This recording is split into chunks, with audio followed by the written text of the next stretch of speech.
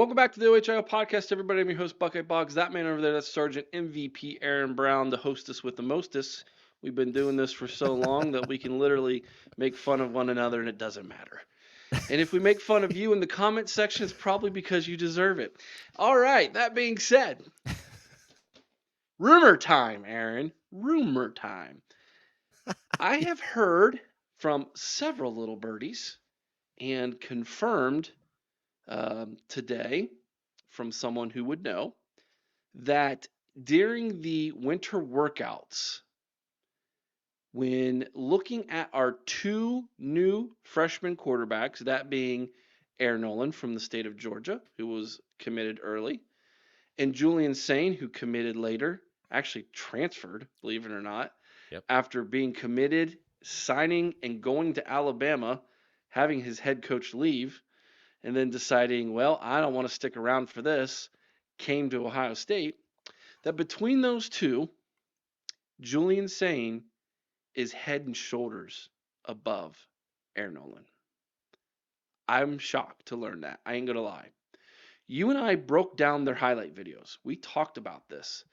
It's no surprise to anybody. They are competing to be the future starter at Ohio State. Maybe even as early as next season. And so everything going on right now is pointing towards who's going to be the starter as early as 2025 at Ohio State. And to hear that Julian Sayin is head and shoulders above where Air Noland is currently, I'm not going to lie, I'm surprised. Does that surprise you? To say head and shoulders better, I think would be surprising. When we broke down the film, it felt like it was more of, I don't want to say razor thin margin, but I do remember feeling like there were some things mechanically that, Sayin was better than Air Noland at, but Air Noland was better than him at some of those things too. But that's also at the high school level. And I think that also illustrates a little bit of the competition differential between where each of them plays. And we've talked about that a few times regarding other recruits, school football. And so to say head and shoulders better, that really does surprise me. But depending on who's saying this, you know what I mean? I don't know. I feel like we also need to give the benefit of the doubt that Air Noland may have a higher ceiling. We don't know that yet. He may get to this program and really take it over, and his progress level may be tremendously higher. We don't know these things yet. But right now, to hear that, I'm also a little bit shocked. Okay. So let me say why people are saying this apparently. And this is not firsthand account. I was not there. I've not witnessed this with my own two eyes, okay? But what I am hearing is he is deadly accurate. Mm. His ball is effortless. It's effortless for him to throw the football. It looks beautiful coming out of his hand. I'm also hearing that he's surprisingly better outside of the pocket when he throws, more so than they were expecting. I thought that would be Air Noland's advantage, and apparently it's not. Apparently Julian Sayin is deadly accurate on the run as well. Hmm. And then on top of that, I guess in the classroom on the dry erase board, you know, um, and this would be where you would definitely know more than me. He's able to articulate a play and where to go with the football based on the formation and what to look for in defenses and where the open spot in the play might be much better than Air Noland. So when it comes to his football IQ, his football knowledge on the board, apparently that is well advanced for that age of a quarterback. Mm. Well, when you say that, that makes a tremendous difference. Okay. When a kid can come in that early and he can tell you about the defenses and break down film like that, that's going to place him over his peers. That football IQ, when he goes into the game and he can do his pre-reads, his pre-snap reads, and he can tell you, hey, okay, we're in this coverage. Here's where these guys are lined up. And then he can maybe call an audible based on that. That is junior, like redshirt junior and senior level play. So if he's arriving and that's what he's doing, I would have to agree. That is head and shoulders above what Air Noland is doing if Air Noland cannot do that too. The person who I talked to said this is how he was described to him. He is a Hmm, quarterback savant. very interesting. I did see the thing you can't see in highlight films is someone's head knowledge. Yeah. You can look at the physical traits, you can see the height, you can look at the measurements. Sometimes you can even, does the player give a darn? Does he fight for that first down? Um, you can look at his mechanics, but what you don't know what's going on between the ears.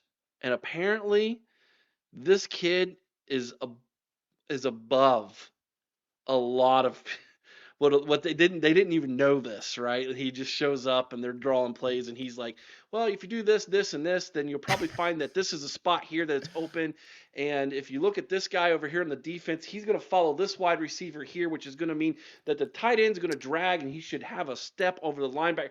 Like, he's doing these things and the coaches are all going, what are we doing? Like, this kid knows it all already. Like, that's incredible stuff, Aaron. And like, and I'm shocked. I didn't. I thought, here's what I thought was going to happen. And this is me admitting I'm wrong, folks. I thought What? yeah, Record scratch. Just I kidding. thought Air Noland would get in there and his athleticism and his grit would take over. And apparently that's not the case. Apparently they are blown away with Julian Sayin. You remember the movie Little Giants? I do. It's Chris's favorite movie, believe it or not. Do Chris you loves that movie. Who doesn't? Come on now. Especially if you grew up in the 90s, like that's or we're coming of age. That was a great movie. But the point I'm getting at is, you remember the nerdy kid, and he came up and with John Madden on the sideline, the annexation of Puerto Rico. I don't know why, but when you're telling me all these things about Julian Sayin and how he's breaking down film, I'm just picturing him with Ryan Day on the sideline drawing up the annexation of Puerto Rico. But that's what we got to have, man, and that actually makes me feel tremendously better about this quarterback competition a little bit, because if we have one guy that's already here that's able to do those things, Air Noland can learn off of that. And then they Sure. can really compete, because it's not like one is just closed off for the sake of winning the competition. As a teammate, it is his responsibility to educate the guys behind him. It's So going when to you do, yeah, it's going to do one of two things to Air Noland. It's either going to make him rise up or it's going to push him away. And if it pushes him away, then we didn't want him anyways because he wasn't a gamer. That's it. And I if that's the case, I'm wrong because I thought he was. Um, so I'm not saying. And here's the other thing: I want Aaron Nolan to look at this as an opportunity of, all right, win, lose or draw. I'm going to give it my best shot. And if I can't take away that spot, I'm going to be a better quarterback because of this. And if I have to go transfer, then not that he's Justin Fields, he could be a Justin Fields type of transfer, that type of level of guy, Mm. Yeah, sure.